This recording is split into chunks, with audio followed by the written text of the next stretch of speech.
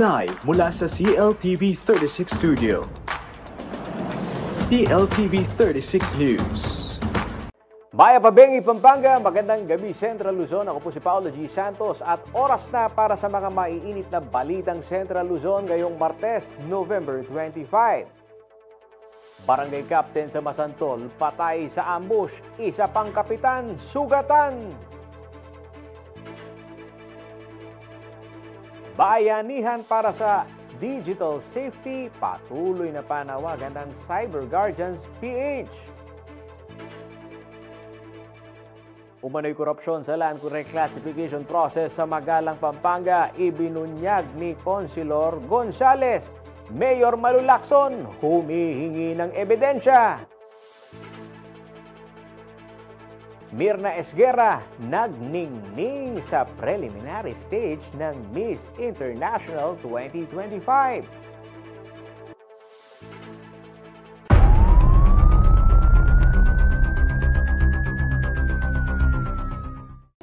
Patay sa pananambang ang kapitan ng Barangay Balibago, Masantol, Pampanga na si Jinky Kiambao ngayong Martes, November 25. Ito ho ay kinumpirma mismo ni Mayor Dan Ginto sa CLTV 36 News sa isa hong phone interview. Pauwi umano ang biktima kasama ang mga kapitan ng Barangay Alauli, Barangay Bagang at Barangay Nigi galing ho sa bahay ng alkalde para sa isang salo-salo ngayong kanyang kaarawan nang mangyari naman ho itong pananambang. Patuloy pa ang investigasyon ho ng kapulisan upang matukoy ang mga sospek at motibo sa pamamaslang. Opo, kumpirma po itang kaya katabong kapitan kaya Barangay Balibago na kita po site dahil are po kaya yung pinakamalapit tabong hospital sa Batasan. Malungkot man po sabihin na dead na arrival niya po yung metong tang kapitan, Barangay Balibago. Tapos metong kaya Barangay Nigi, dahil are po kaya premier, pilay de po JB, lala po ka nung mag-handle kaya tang gamat na uling mituran niya po kaya tang gamat. Na sabi ko po kay COP, kaya papulis ka na investiga, kailangan po within 24 hours sa tintamo pong i-report nung data suspect, baluta lang, nukar nila pong minta, data pong hanggang CCTV na papunta kitang access scan, data pong kalumpit. Baka po, sabi ko, i-review, lahat na naman na akit pala, balo yung mga nalinggawan niyang investigation. Sabi ko, within 24 hours, kailangan tapo yung resulta.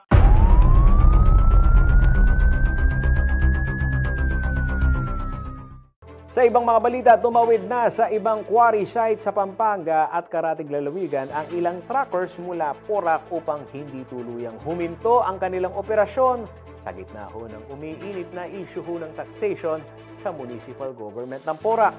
Sa Dolores, Bacolor, mga kaibigan, partikular sa paligid ho yan ng Pasig Potrero River, makikita ang sunod-sunod ho na pagdating ng mga truck na abala sa pagkarga ng buhangin. Ayon ho kay Leonard Nansang, direktor ho ng Porac Truckers and Haulers Association, nananatiling mataas ang demand ng aggregates ng Porac. Gayunman, sinabi niyang patuloy ang problema ng mga haulers at quarry operators dahil sa protesta laban sa ipinatutupad na tax system ng Porac LGU. Nagsimula ang usapin matapos magprotesta ang mga asosasyon o partikular na ho itong Association of Porac Sand and Gravel Quarry Operators Incorporated kaugnay ho ng implementasyon ng taxation ng bayan ng Porac. Habang naghahanap po ng alternatibong quarry sites ang ilang operator, umaasa naman ang sektor na agad na maresolba ang issue upang hindi maantala ang supply ng construction materials dito sa rehiyon. Sa gitna ng pagdami naman ho ng AI-generated scams, fake content at iba pa hong panganib online, nagtipon ang mga kabataan, guro, magulang at eksperto nito pong weekend para ho sa isang 5th National Youth Leadership Summit on Safer Cyberspace na ginanap ho sa Buting Elementary School dito ho sa Pasig City. Sa temang pagbunga, mas pinalalim ng summit ang usapin ho ng digital safety, proteksyon sa mga kabataan at responsableng makataong paggamit ho ng artificial intelligence Narito po ang balita ni Acel Fernando. 5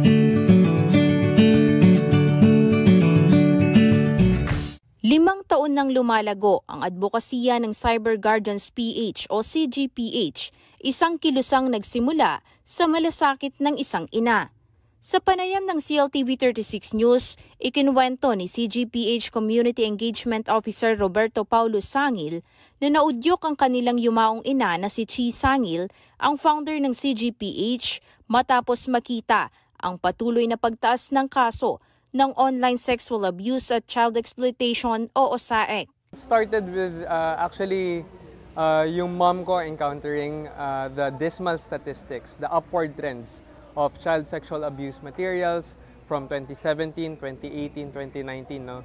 Yung 600,000, 800,000, 1 million to 1.8 million. No? Tumaas po siya especially nung pandemic. That triggered her to advocate and advocate strongly for online safety and child protection. Mula sa maliit na koalisyon noong 2019, naging independent at SEC-registered organization ng CGPH noong 2022. Taon-taon na rin silang naglulunsad ng summit para gawing mas bukas at abot-kaya ang pagkatuto tungkol sa proteksyon ng kabataan sa digital na mundo, kasama ang mismong mga estudyante. When we're talking about online safety and child protection, it shouldn't happen ng closed doors and experts and high-level meetings lang nangyayari. No? It should be open to the different stakeholders and be accessible to mismo kahit yung mga kasama namin dito ngayon, students, no?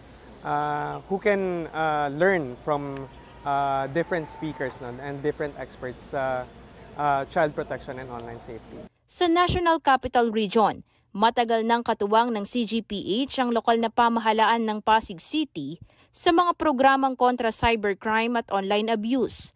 Para sa lungsod, malinaw ang pagbunga ng partnership na ito, kaya nais nila itong ipagpatuloy. Patapos na ang Memorandum of Agreement natin with Cyber Guardians. It's been very fruitful. Kung ang title nga natin ngayon ay pagbunga, at talagang nagbunga yung partnership natin at lahat ng pagsusumikap natin para maging mas safe ang cyberspace, lalo na para sa ating mga kabataan. Aminado si Pasig City Mayor Vico Soto na mas tumitindi at mas nagiging komplikado ang banta online, lalo na dahil sa pagdami ng AI-generated scam at peking nilalaman na madaling kumalat. Nakikita naman natin araw-araw yung problema mula sa pinakamalala hanggang sa medyo trivial na problema.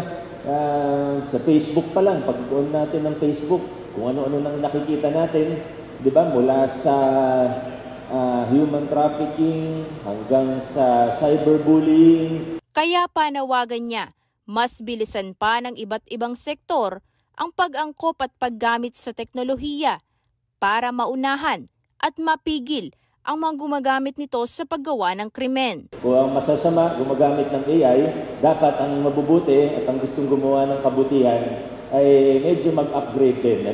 Mayroon tayong mga eksperto na magbibigay sa atin ng mga use case or application para magamit ito sa laban para sa tama.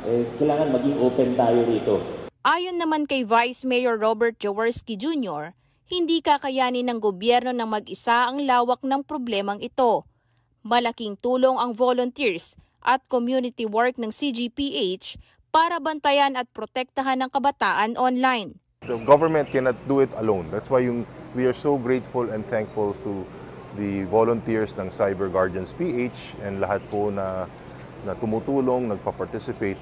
Wala pong binabayaran sa mga to. Ito po ay galing sa kanilang puso to help make the online world a safer place, especially sa ating mga kabataan. Dagdag pa ng DC Alcalde, kailangang magsimula sa awareness at responsibility ng mga bata online habang ginagabayan ang mga magulang at paaralan. Number one talaga is awareness. We have to inform our kids that they have a responsibility.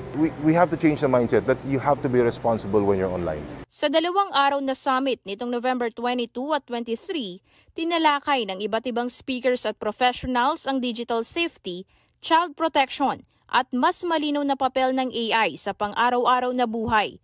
Binuksan din dito ang diskusyon sa AI ethics at AI literacy at kung paano ito mailalapat sa mga paaralan at komunidad bilang konkretong proteksyon laban sa online harm. Yung literacy talaga in AI, it's very, very important ngayon. Kasi nga, sinasabi namin, gone are the days na you tell people not to use something to be safe from it. It's really more about bringing awareness to that fact and at the same time, to communicate with people na it's something na na kailangan maging aware sila. Ayon sa AI ASEAN Ready Project Lead ng CGPH na si Marian Pacunana Sangil, ang AI ay tool na pwedeng magamit sa tama o mali, kaya kailangan matutong gumamit nito ng responsable at may pag-iingat sa personal data. Be very careful with what data you put on your AI tool. Anything that you will not upload online, do not upload dun sa AI tool ninyo. Para naman kay CGPH Executive Committee Chair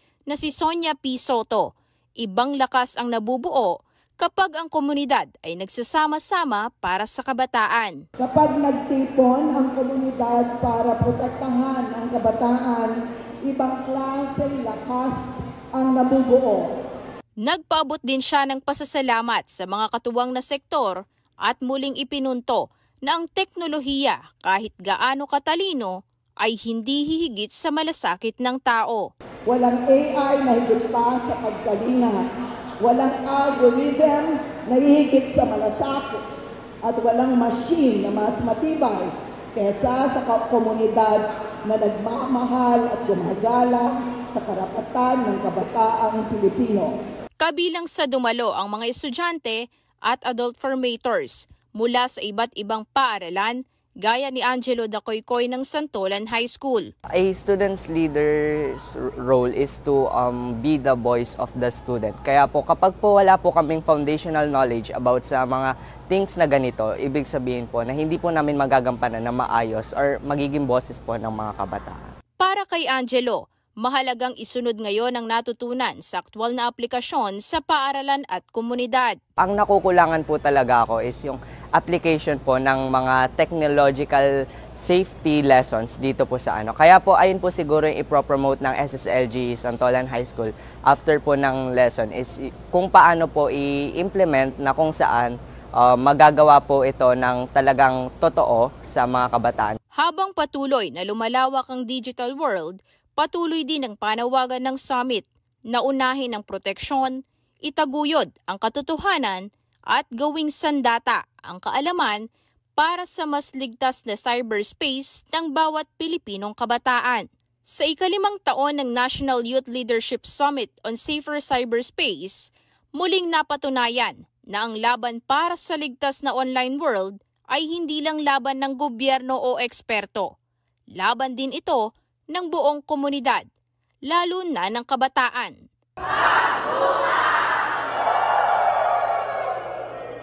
Aisel Fernando, CLTV 36 News.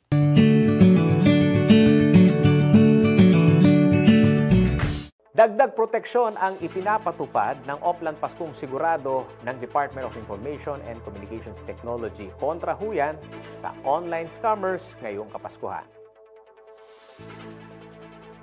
Makisali sa diskusyon ng ating pong mga balita, i-post ang inyo pong mga komento at reaksyon sa inyo pong napapanood na mga balita sa ating pong social media platform sa CLTV36 o po sa aming Facebook page at gayon na rin po dito sa @CLTV36 News at sa aming X @CLTV36 at sa aming Instagram channel @CLTV36 Official at sa aming pong YouTube channel @CLTV36 Official. Manatili pong nakatutok para sa iba pang balita ngayong araw.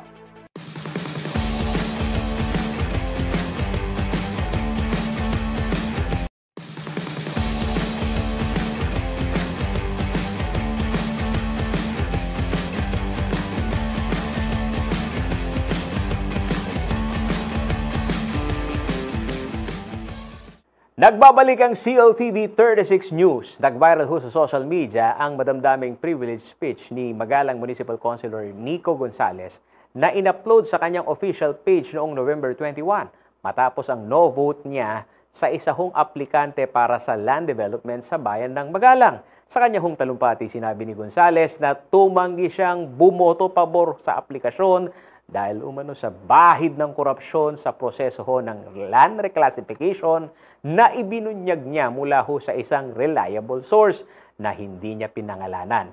Ayon ho sa kanya, ang proseso ng reclassification ng lupa ay nagiging sistematiko at nagiging kalakaran taliwas sa dapat na tapat at transparent na pamamahala.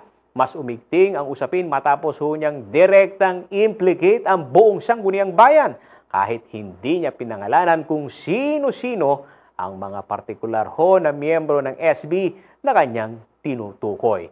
Nakipag-ugnayan ng CLTV 36 News kay Councilor Gonzales at kay Vice Mayor Eller Pecson na siyang presiding officer ng Sangguniang Bayan noong deliberasyon. Gayunman, pareho ho silang nasa abroad ngayon at handa umanong sagutin ang mga katanungan pagbalik sa Pilipinas. Samantala, sa panig naman ho ni Magalang Mayor Malu Paraslacson, kaugnay ho ng aligasyon ni Gonzales, hinamon niya ito na magpresenta ng ebidensya tungkol ho sa kanyang naging akusasyon. Git niya, hindi tama ang pagkakaroon ng political disagreement, pero mas hindi umano tama ang paninira ng walang pruweba. Sa ibang mga balita, kanselado na ang pasaporte ni na dating human rights lawyer at presidential spokesperson Harry Roque at Lucky South 99 Representative Cassandra Ong. Kasunod ho ito ng utos mula ho sa Pasig City Regional Trial Court Branch 157 kaugnay ho ng mga kasong qualified trafficking in persons na isinampa laban ho sa kanila. Kasama sina Roque at Ong sa iniimbestigahan dahil sa umano'y illegal na operasyon ng isang POGO facility dito ho sa bayan ng Porac, Pampanga.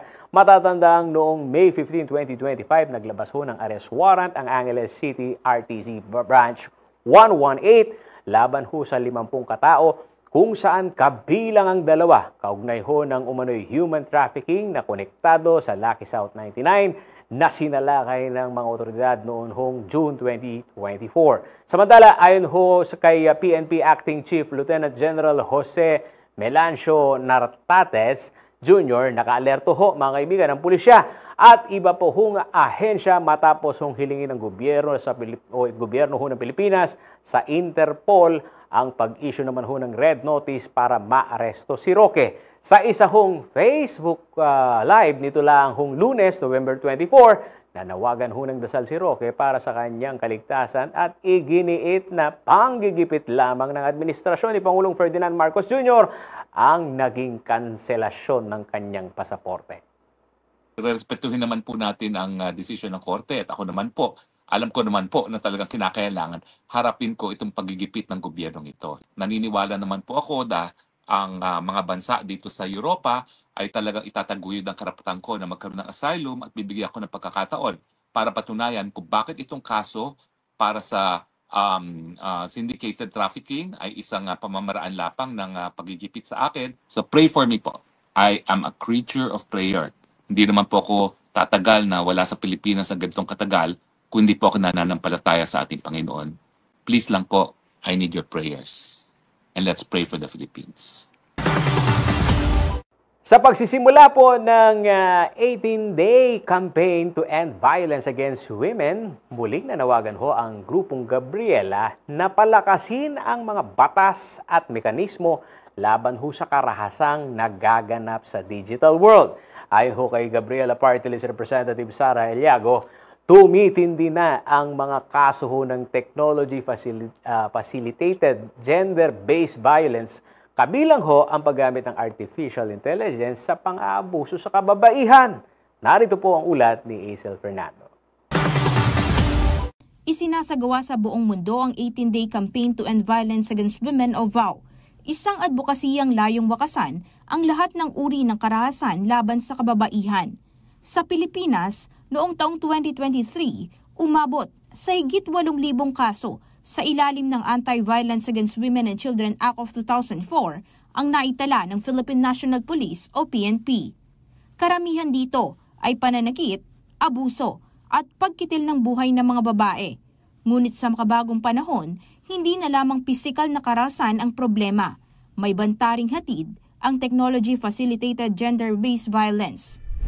Naging talamak na ngayon yung technology-facilitated gender-based violence na nagpapalala talaga ng violence against women. Ayan. Kaya magandang pagkakataon itong pagsisimula ng 18-day campaign to end the violence against women or VOW, no, para manawagan tayo ng mga mekanismo, no, para at batas, no, para matiyak na may pananagutan yung mga lalabag, no, doon sa karapatan ng mga kababaihan at lahat, no, na maging malaya sa kahit anong forma ng karahasan. Ayon kay Gabriela Party List Representative Sara Ilago, hindi lamang ito usapin ng kahinaan ng batas, isa itong malawak na kulturang dapat baguhin. Kasi more than the legal steps, no, kailangan talaga natin na baguhin yung kultura na dapat walang kultura ng abuso, diskriminasyon o karahasan. Kaugnay nito, isinusulong ng Gabriela ang Expanded Anti-Violence Against Women and Their Children Bill na layong isama ang mga bagong uri ng pang-aabuso sa digital na mundo gaya ng AI deepfakes, cyber harassment at iba pang online exploitation. Gusto natin may malinaw na pananagutan ang technology-facilitated o yung ICT-facilitated violence against women and their children. At gusto rin natin na-expand yung VOWSI leave, no, from 10 days to 20 days. Matagal na yung nakakapasa sa House of Representatives. Sana lang, no, pati po ang Senado mabilis na umaksyon para gawin na itong batas.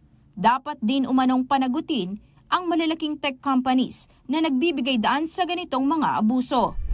Dapat may pananagutan na malinaw ang mga tech companies, no? Kaya mga kailangan yan ng mahigpit talaga, no, na pagtitiyak ng gobyerno na napapangalagaan niya ang karapatan sa privacy, dignity, at iba pang mga karapatang pantao ng kanyang mga citizens. At kailangan din kasi makipag-ugnayan sa ibang mga bansa, no? Kasi transnational crime, halimbawa, yung online sexual abuse and exploitation of children, o kaya yung mga perpetrators ng online or digital violence, no, galing pala sa ibang mga bansa. No? Marami na rin daw lumalapit sa Gabriela na naging biktima ng AI-related abuse, ngunit nananatili umanong mahina ang sistema ng paghabol sa mga salarin. Maraming lumalapit sa atin na nabibiktima na target ng technology-facilitated gender-based violence. Pero sa ngayon kasi, kumbaga kulang pa at medyo mahina pa yung infrastruktura natin at yung capacity natin to really go after perpetrators. So, ang kailangan natin ayusin, hindi lang yung referral system, pero yung sistema din para makamit talaga ang justice at accountability. Kabilang umanos sa mga pinakamadalas na nabibiktima ang mga kababaihang mahihirap at walang kabuhayan na mas madaling ma-exploit sa online platforms. Sa pagdiriwang ng 18-day campaign to end VOW ngayong November 25 hanggang December 12, nananawagan ng Gabriela sa gobyerno na gawing prioridad ang pondo para sa shelters, legal at psychosocial support para sa mga biktima ng karahasan. Kailangan din po nating palakasin ang proteksyon ng ating mga kababayan sa panahon ng disasters, ng calamities na pinapatindi po ng corruption. And kaya, ngayong 18-day campaign to end violence against women, palalakasin po natin ang laban sa loob at labas ng Kongreso. Hindi lang sa pagpapalakas ng mga batas na meron na tayo, kundi pagsusulong pa ng mga batas na mag-a-address ng mga gaps para buong-buo na maprotektahan natin ang mga kababaihan, ang ating mga kababayan. Sa panawagan ni Ilago, hindi lang ito laban ng mga kababaihan, laban din ito ng buong lipunan upang tuluyang mabasag ang kultura ng karahasan at impunity. Sa mga biktima, survivors, lahat ng mga nagiging target ng violence against women at ng gender-based violence, hindi ka nag-iisa. Nandito ang iyong mga sisters, nandito ang iyong mga kababayan na may pakialam at handa na samahan ka para sa pagkamit ng hustisya. Aisel Fernando, CLTV 36 News. Inilunsad na ang dalawang proyektong pinondohan ho ng Seal of Good Local Governance Incentive Fund sa Mexico at Santo Tomas, Pampanga, mga kaibigan. At pakikinabangan ho yan ng mga libu-libong residente. Natugunan ang pangangailangan pang infrastruktura ng mga residente ng Barangay Laput, Mexico at Barangay San Vicente, Santo Tomas sa lalawigan ng Pampanga na resulta umano ng mabuting pamamahala sa nasabing mga lugar ayon sa Department of the Interior and Local Government o DLG. Pinangunahan ng DLG Pampanga Project Monitoring Team ang magpapasinaya sa mga proyekto nakatibayan sa pagnanaisang tanggapan na mapabuti ang lokal na mga infrastruktura. Nakumpleto ang concreting ng access road sa Barangay San Vicente sa Tomas, Pampanga nitong November 14 at ang instalasyon ng 73 solar-powered street lights sa Barangay Laput, Mexico, Pampanga nitong November 19. Ang daan sa Barangay San Vicente na pakikinabangan ng 1,675 mga kabahayan ay makakatulong upang maibsan ang epekto ng baha sa lugar, mas ligtas at maluwag na transportasyon at maasahang kalsada sa oras na matitinding uri ng panahon.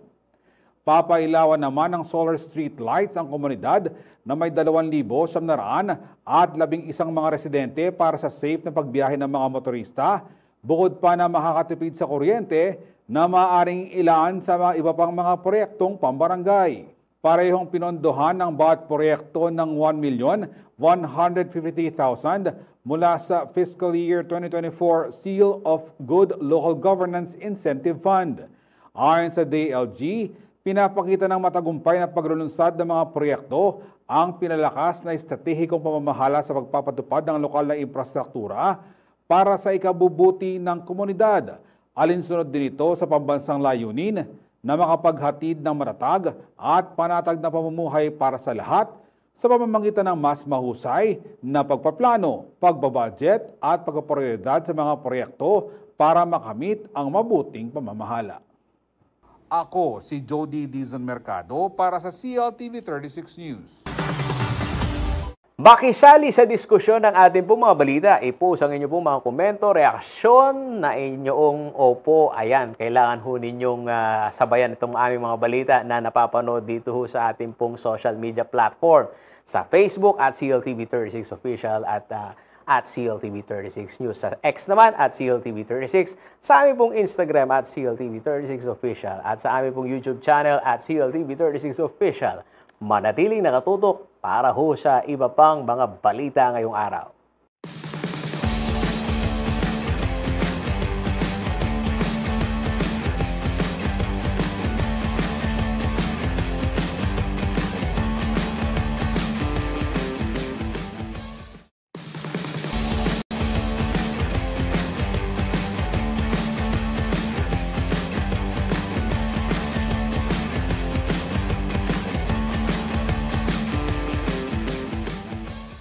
Nagbabalik ang CLTV 36 News. Good news mga kaibigan, mas maraming Pilipinong mahihirap ang makatatanggap ng programa para ho sa murang bigas ng pamahalaan. Ito po'y bunsod ng online registry. Nito hong nakatakdang ipatupad ng National Rice Awareness Month. Mas maraming Pilipinong nangangailangan ng makikinabang bunga ng makabagong hakbang na ipapatupad ang pamahalaan hinggil sa pamamahagi ng mas murang pagkain sa bansa. Inilunsad ng Department of Agriculture o DA ang makabagong online register system para sa 20 pesos na rice program sa ilalim ng inisyatibang Benting Bigas Merna o BBM na nitong Lunes, November 24. Alinsunod dito sa direktiba ni Pangulong Ferdinand R. Marcos Jr. na tiyakin ang seguridad, accessibility at murang pagkain sa buong bansa. Sa kalaw ng programa sa murang bigas ang pagbebenta ng luma at maluluma ngunit de kalidad na bigas mula sa National Food Authority o NFA na binili mula sa mga lokal na magsasaka. Sa isang pulong balitaan, sinabi ni DA Secretary Francisco Chu Laurel Jr. na hangad ng digital platform na mapahusay ang sistema at bentahan ng programa sa pamamagitan ng pagkakaroon ng master list ng mga benepisyaryo nito. Patunay raw nito ang naging matagumpay na testing ng DA Information and Communications Technology Service noong Oktubre. Nakakasa na raw umano ang implementasyon ng registry system bilang bahagi ng selebrasyon ng National Rice Awareness Month. Kasama sa malawakang registration drive ang delivery riders, drivers, konduktor ng bus, security personnel at mga kabilang sa vulnerable sectors tulad ng senior citizens, persons with disabilities, solo parents at mga benepisyaryo ng Pantawid Pamilyang Pilipino Program o 4Ps. Bukas din ang pagpaparehistro para sa mga indigenous peoples, low-income earners, magsaka, mangingisda, public transport workers at mga benepisyaryo ng Walang Gutom Program ng Department of Social Welfare and Development o DSWD. Mayroon hanggang katapusan ng Pebrero sa susunod na taon ang mga kwalipikadong beneficiary upang makapagparehiso sa mga itinalagang 20 pesos outlets at maisama sa tinaguriang online 20 pesos Benefinder. Makakatanggap sila ng QR code para sa purchase validation at monthly purchase limit indicator. Sa kasalukuyan, 4 na registration sites ang bukas sa Metro Manila, bukod pa sa mga NFA warehouses sa buong bansa. Inaasang susuporta ang modernized registry sa pagpapalawak ng BBM na program para maabot ang 15 milyong kabahayan o tinatayang 60 milyong Pilipino at mahabilis ang distribusyon ng abot-kayang bigas. Ako si Jody Dizon Mercado para sa CLTV 36 News. Pinaiimbestigahan ni Senador Erwin Tulfo ang umano'y maling paggamit at pag-aabuso mga kaibigan, nito pong Letter of Authority o LOA ng Bureau of Internal Revenue o BIR. Kasunod ito ng mga reklamo mula sa mga negosyo na ginagamit umano ito sa panggigipit at pangingikil. Sa kanya hong inihain na Senate Resolution Number 180, iginit ni Tulfo na dumarami ang ulat ukol sa sobra-sobra at hindi regular na paglalabas ng LOA. Nakasaad din sa resolusyon ang umano'y manipulasyon sa assessment kapalit ng hindi opisyal na settlement na nagdudulot naman ng pangamba sa foreign at local businesses. May mga reklamong pinipilit pa umanong magpalsipika ng resibo o magbayad ng discounted na halaga na hindi dumaan naman sa tamang proseso. Gate ni Tulfo, nagagamit umano ng ilang tauhan ng BIR ang LOA para sa mga gawaing hindi naaayon sa batas at integridad ng serbisyo publiko. Una nang tinukoy ng senador na second most corrupt agency ang BIR. Kasunod ng Department of Public Works and Highways o DPWH dahil sa issue umano ng money-making scheme. Kaugnay naman nito, sinuspindi na ng Department of Finance ang lahat ng field audits at mga related operations ng BIR. Pinangalanan na ng Anti-Red Tape Authority o ARTA ang top 10 most complained agencies mula January hanggang August 2025. Kasabay yan ang pagdinig ng Senado sa 2026 budget ng ahensya. Sa listahan ng ARTA, nangunguna ang Food and Drug Administration o FDA na may 465 na reklamo na sinundan naman ng Land Transportation Office o LTO na may 287 na complainant. Ito naman pong Bureau of Internal Revenue o BIR may numerong 239 at ito naman pong Philippine Statistics Authority o PSA 171 complaint at Land Registration Authority o LRA na may 113 na sumbong. Kasama rin sa top complaint list mga kaibigan ito Department of Environment and Natural Resources o DENR, Department of Human Settlements and Urban Development, Department of Foreign Affairs, Professional Regulation Commission at Bureau of Customs. Sila ang 10 ahensyang nakatanggap ng pinakamataas na bilang ng sumbong mula sa publiko. Para naman sa Government-Owned and Controlled Corporations o GOCCs, iniulat ng ARTA na nangunguna ang Social Security System na mayroong 244 na reklamo. Kaugnay nito, hinimok naman ni Senate Majority Leader Juan Miguel Zubiri ang ARTA na muling buhayin ang kanilang shame campaign na maglalabas ng listahan ng mga LGU at national government agencies na may pinakamaraming reklamo kaugnay ng red tape. Anya, mahalaga ang ganitong uri ng paglalantad upang managot ang mga tanggapan at mapilitan pagandahin ang kanilang serbisyo, lalo na kung paulit-ulit silang inirereklamo ng publiko.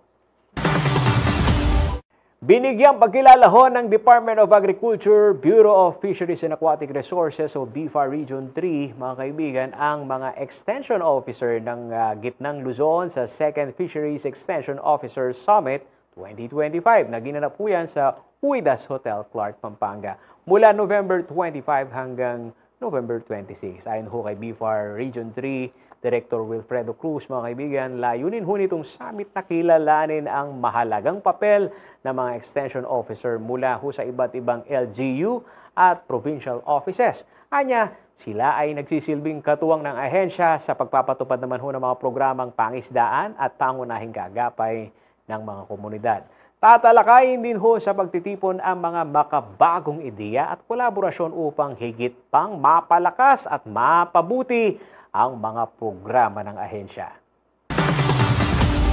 Makisali sa diskusyon ng ating pong mga balita, i-post ang inyo pong mga komento at reaksyon sa inyo pong napapanood ng mga balita sa aming pong social media platform, dito ho sa aming pong Facebook at CLTV36 Official at CLTV36 News at sa aming pong X at CLTV36.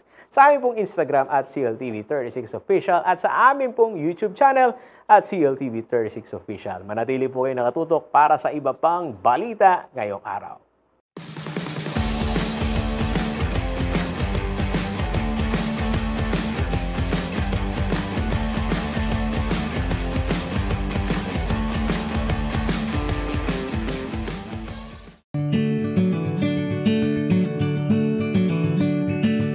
Welcome, King Bale! Mas masarap ang simple lang.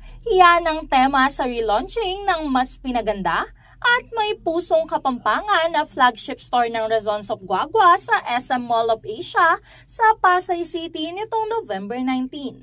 Mainit at masaya ang pagtanggap ng mga haligi ng Razons na sina President Edwina Razon Aizon, CEO Omi Baltazar at Executive Vice President Joey Razon sa mga kinatawa ng media na dumalo sa aktibidad.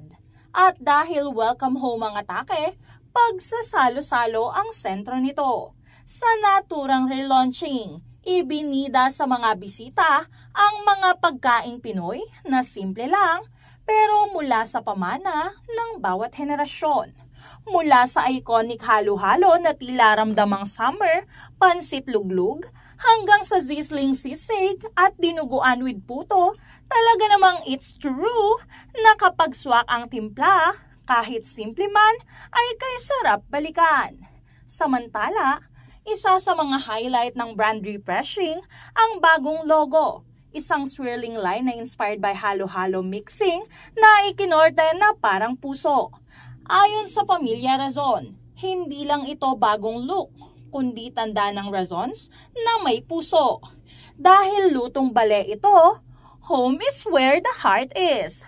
Sa flagship store na ito, hindi ka lang bibisita para kumain, uuwi ka sa lasang kinagisnan. At bagamat bago ang mukha ng restaurant, nananatili pa ring buo at buhay ang pinakamahalagang sangkap, ang magandang samahan. Ang Razons of Guagua ay hindi lang kainan.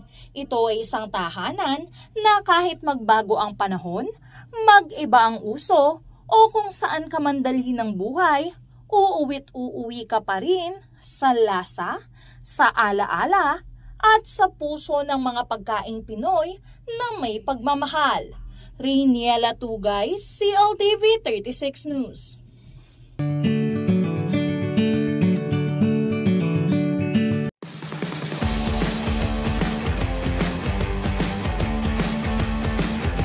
Nagbabalik ang CLTV 36 News. Hinimok po ni Akbayan Party List Representative Shell Jokno ang mga opisyal ho ng pamahalaan na maging matapat tulad ho ng Bayaning Kapampangan na si Jose B. Lingad ngayong mainit ho ang iskandalo ng korupsyon dito ho sa ating bansa. Nanawagan si Akbayan Party List Representative Shell Jokno sa mga opisyal ng pamahalaan na balikan at tularan ang pamana ni Jose B. Lingad sa tapat na paglilingkod sa gitna ng kontrobersya hinggil sa korupsyon sa bansa. Si Jokno ay panauhing pandangal sa pagunita ng ika-100 at 11 kapanganakan ng Bayaning Kapampangan nitong Lunes, November 24. Pinangunahan ng National Historical Commission of the Philippines o NHCP sa pamamagitan ng museo ni Jose B. Lingad ang okasyon kasama ng Pamahalang Bayan ng Lubao, Jose B. Lingad Foundation, DepEd Lubao, PNP Lubao at ng Pamilya Lingad. Sa mensahe ng mamabatas, sinabi nitong ang tunay na legasiya ni Lingad ay ang pagiging tinig ng mga naaapi, isang tungkuling dapat ring anyang gampanan ng bawat mamamayan sa barangay, opisina at komunidad. Binigyang diin naman ni Lubao Vice Mayor Jay Montemayor ang malaking papel ni Lingad sa pagtatanggol sa demokrasya at kalayaan ng bansa. Inalala niya ang kabayanihan nito bilang sundalo noong ikalawang digmaang pandaigdig at ang patuloy na pakikipaglaban nito para sa demokrasya sa panahon ng batas militar. Samantala, kinilala ni NHCP Executive Director Carminda Arevalo ang pagsisikap ng pamilya at mga historiador sa pagbuo ng talambuhan ni Lingad na pinamagatang In Times of Crisis, Jose B. Lingad, a Hero and a Martyr. Pinuro nito ang pamilya sa pagpapalaganap ng buhay at kontribusyon ni Lingad sa mas nakararaming Pilipino. Dumalo rin sa pagdiriwang sina dating Angeles City Mayor at ngayon ay Clark Development Corporation o CDC Chairman Edgardo Pamintuan, City of San Fernando, Pampanga Tourism Officer Ching Pangilinan, UNESCO National Commission of the Philippines Secretary General at NCCA Commissioner Ivan Anthony Henares at Bantayog ng Bayani Director Maria Cristina Rodriguez. Ako si Jody Dizon Mercado para sa CLTV 36 News. Sa kabila ng iniindang injury, naghatid pa rin po ng dobleng karangalan para sa Pilipinas si Filipino gymnast Carl Eldru Yulo na kapag uwi ho kasi siya, mga kaibigan, ng 2 bronze medals sa kakatapos lang ho na 3rd FIG Junior World Championship sa ginanap ho dito ho sa ating pong bansa. Narito po ang balita.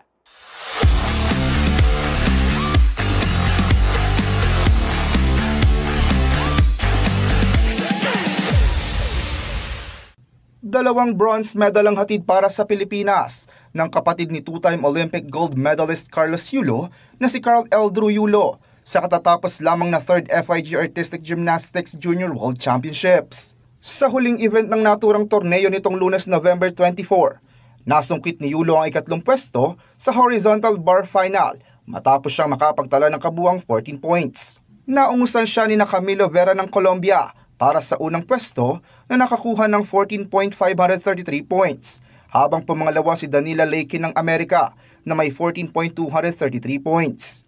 Bago ito, bronze medal din ang nasungkit ng Pinoy gymnast sa floor exercise nitong Linggo, November 23. Bagamat binawasan ng difficulty ng kanyang routine dahil sa iniindang injury sa kanang bukong-bukong isang araw bago ang kompetisyon, nagawa pa rin makapagtala ni Yulo ng 13.733 points at nakuha ang unang medalya ng Pilipinas sa kompetisyon. Nalampasan man siya ni Lang Binyang ng China at Simon Speranza ng Italy sa huling bahagi ng finals na natili siya sa top 3. Ito ay makaraang madedakt at bumagsak sa ranking si all-around champion Arsene Ducno dahil sa penalty at hindi maayos na landing. Samantala, hindi man siya nabigyan ng pwesto sa podium sa vault finals.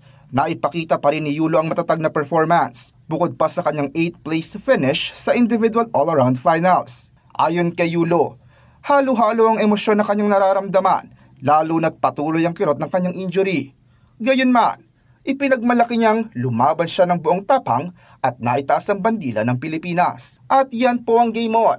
Raymond Tasoy para sa CLTV 36 News.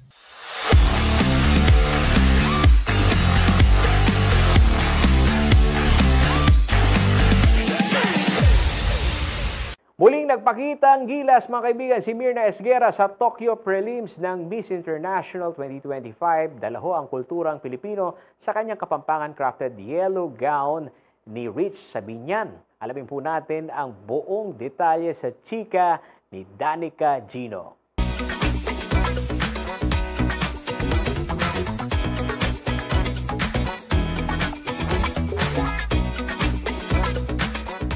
Nagningning ang pambato ng Pilipinas na si Mirna Esguera sa preliminary competition ng Miss International 2025 sa Japan nitong Lunes, November 24. Suot niya ang dilaw na gown na inspired sa araw ng watawat ng Pilipinas. Ito ay gawa ng isang tanyag na Kapampangan designer na si Rich Sabinian. Aniya sa Instagram post, sumisimbolo ang kanyang suot sa buhay, pag-asa at tibay ng mga Pilipino.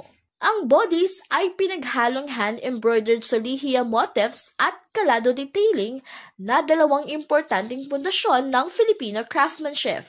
Sa swimsuit round, simple at classy peg ang ating pambato, suot ang puting one-piece at bun hairstyle. Noong nakaraang linggo, ipinakita rin ni Myrna ang kanyang national costume na gawa ng isa pang kabalen na si Richard Strands. Isa itong puting gown na may sampagita at pearl details, kasama ang gloves, shawl at headdress. Tinawag itong perlas na sampagita bilang tribute sa yaman ng Pilipinas. Ang perlas at ang ating pambansang bulaklak na sampagita. Si Esguerra, na binibining Pilipinas International 2024, ay nagkaroon ng higit isang taon para maghanda para sa Miss International 2025. Magaganap ang Miss International Coronation Night sa November 27 sa Tokyo, kung saan lalaban siya para masungkit ang ika-7 korona sa nasabing pageant. At yan po ang ating Chika Express. Ako po si Danny Cagino para sa CLTV 36 News.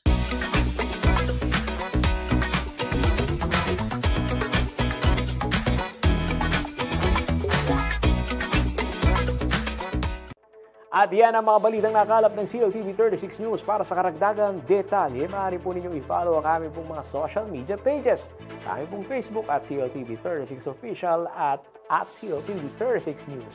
Sa aming pong X at CLTV 36. Instagram, huwag po ninyong kalimutan, i-follow po ninyo kami at CLTV 36 Official.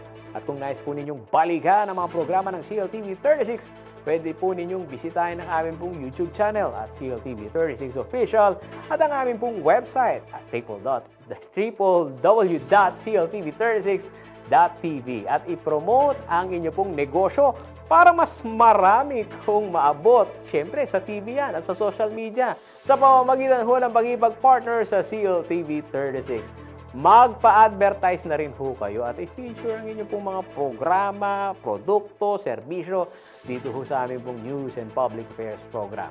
Para sa mga inquiries, mag-message po sa aming pong official Facebook page at sa CLTV 36. O tumawag naman ho mga kaibigan sa mga numerong nakikita ho ninyo sa aming pong TV screen. Mapapanood din ho ang mga programa ng CLTV 36 nationwide via Signal Channel 115 at sa ating pong 39 cable partners.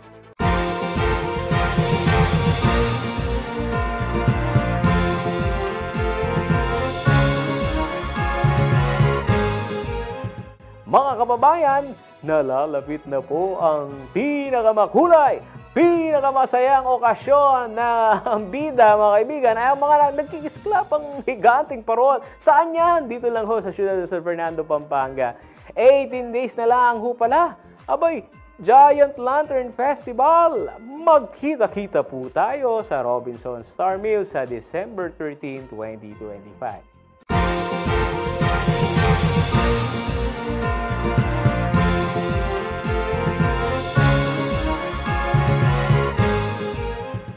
Kasama po ang buong pwersa ng CLTV News and Current Affairs.